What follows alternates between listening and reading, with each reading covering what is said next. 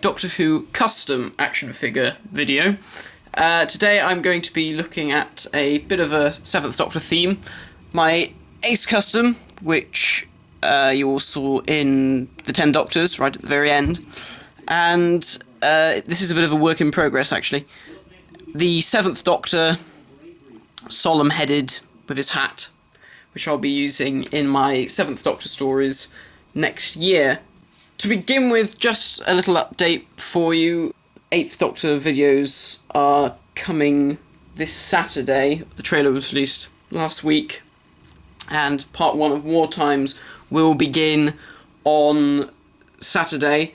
Hopefully I'm going to try and make it so that you'll get an episode every week. So first 3 weeks you'll have first 3 episodes of War Times, then move straight on to Phantom of Weng-Chiang. You may get the odd week delay where there won't be a video, but that's just because of editing and what have you. Might be the case with Phantom, because I've not been well recently, and I've not been able to film as much as I'd like to, and I haven't really started editing Phantom of Weng-Chiang yet at all. So there may be a slight gap between stories, but hopefully not. Just to clarify a few things, because I'm getting asked sort of similar questions quite a bit recently regarding the 8th Doctor stories. There will be no regeneration from 8th Doctor to Eccleston at the end of the series, because the series is just one series. I hope to do more 8th Doctor stories. Also, the Time War. There will be no Time War in these 8th Doctor adventures, because it's just not possible to show a worthy Time War with action figures. I just don't think it would work. I allude to it in this first series, but apart from that, you won't get any Time War stuff. Obviously, there's a bit of stuff mentioned with Davros and the Daleks in the oncoming storm. Even the title is a sort of a nod to the storm being the war, but you will not actually see the war take place. So that's just, thought I'd get that out there and clarify that for you all. Finally, before I move on to looking at these figures, an update on my next fan film, Shadow of the Daleks. It was going to be a new Doctor with the Daleks, and it was just going to be a 3 episode story. And that would have been sort of the final fan film that we probably would have done. Unfortunately, although the script has been ready for months, and costumes were sort of being sorted and other things were being sort of finalised, we are unable to film Shadow of the Daleks because it's just very difficult for some members of the cast to make it to shoot, and things are getting late now, and it's just going to be impossible, really, to film Shadow of the Daleks anytime soon with the cast that we had originally planned. So basically that means Shadow of the Daleks is cancelled. However, the script won't be going anywhere, and I do hope, really, that maybe in a couple of years' time that I can reshoot this story, maybe not with the cast that we originally had planned, but who knows, might be able to find some people who are willing to shoot Shadow of the Daleks in a couple of years, because I would like to do it. However, saying that, we have been thinking, because we do want to do something with Shadow, we were thinking about possibly doing an audio story, just a straight audio play. And of course that would mean that the script for Shadow of the Daleks would need to be adapted and things, so because obviously you can do things on audio that we just physically couldn't do on film.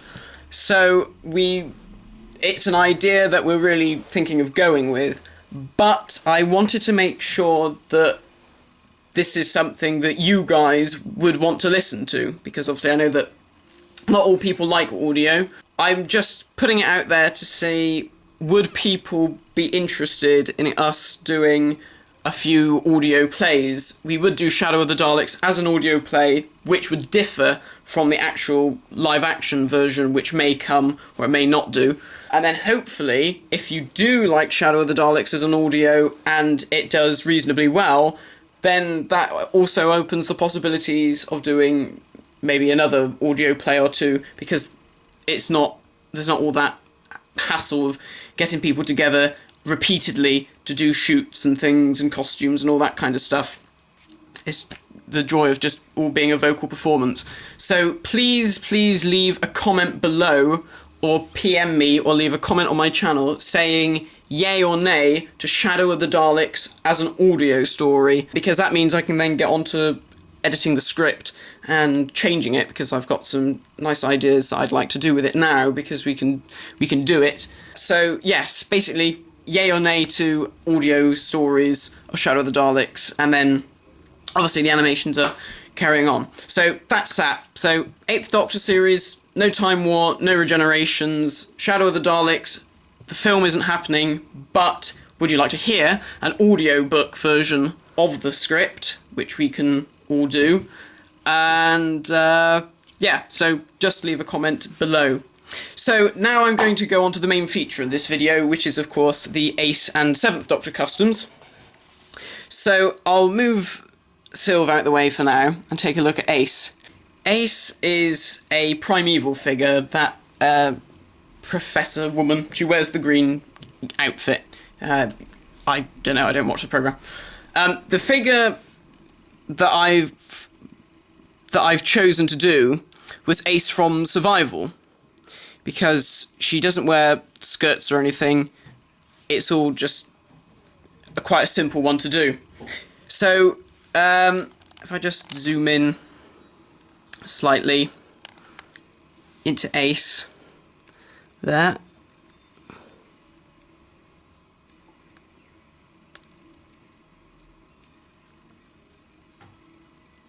So to begin with, I removed the jacket that the figure was wearing originally, the green jacket. I removed that, and I removed the neckerchief that she was wearing as well, which meant that there was a slight gap from her neck to her chest, which I then filled up with Milliput.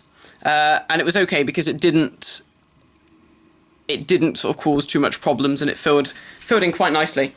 Then I went on to shorten the figure, because Sophie Aldred is a bit shorter than Sylvester McCoy. I really think that my one's probably just a tad too tall. She could have done with going down a little bit more. But I made this before I actually had the 7th Doctor, if I remember rightly, doing the leg bits. So I basically got the figure, marked out sections of her thighs that needed to go, and chopped those out. It must have been about that big. And then I glued the legs together, and then used Milliput to fill in the space and go all the way around the legs to make it look like her legs were normal. So that is really the most difficult part of this figure, is the leg thing, because otherwise she was going to be sort of that tall to Sylve, which wouldn't have looked right. So then I moved on to the actual sculpting of the figure. And basically it's really all quite simple. I started off by doing the shirt, the red shirt, onto the chest of the base figure. And I just sort of sculpted in this. She has a crease that sort of goes from the V-neck of the shirt down like that, and added a few creases and things. And then I sculpted the jacket on top. At first I did plan to make it quite sort of puffy and things to match the on-screen version, but then it just started to look like she was getting fat. So I decided not to, and I went for just keeping it thin. Then I did the tie that she wears as a belt, which was just a tiny bit of Milliput going across there. Whoop. And then the knot, and then the sort of tie shape there. And just used a safety pin to cut in the details of the creases. Because of the way that the coat falls, it did mean that waist articulation had to go. But I don't generally use waist articulation in my animations anyway. The head needed some work to it, because the base figure had quite a sort of pointed face and quite thin. Sophie Aldred's got a sort of a rounder face, so I just added Milliput to the sort of jawline and to the cheeks just to fill it out just a tiny bit.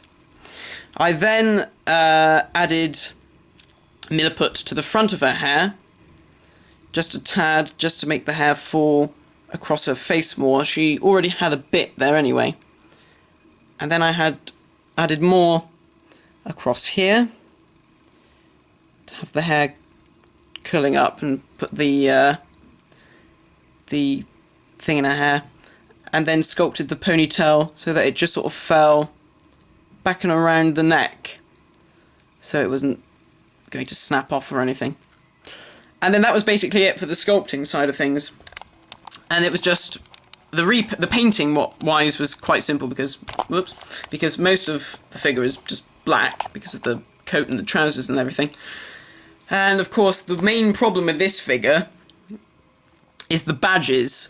Now, it was obvious that I was not going to be able to paint all of these badges onto the figure, because it would have just been a complete nightmare.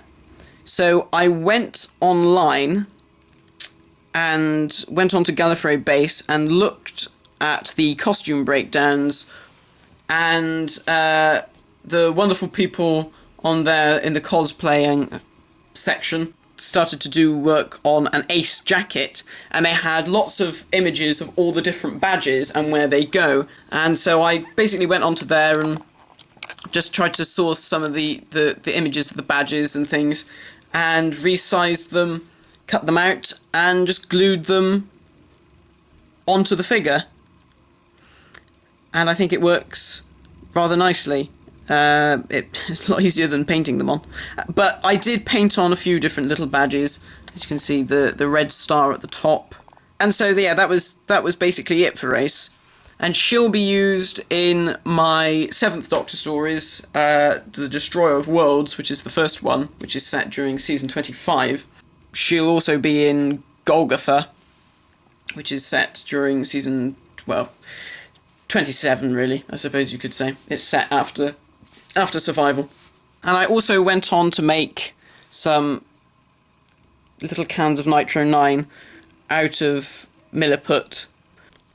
And the 7th Doctor, very brief really, it's a work in progress because I haven't quite finished him yet. I got myself another solemn-headed 7th Doctor.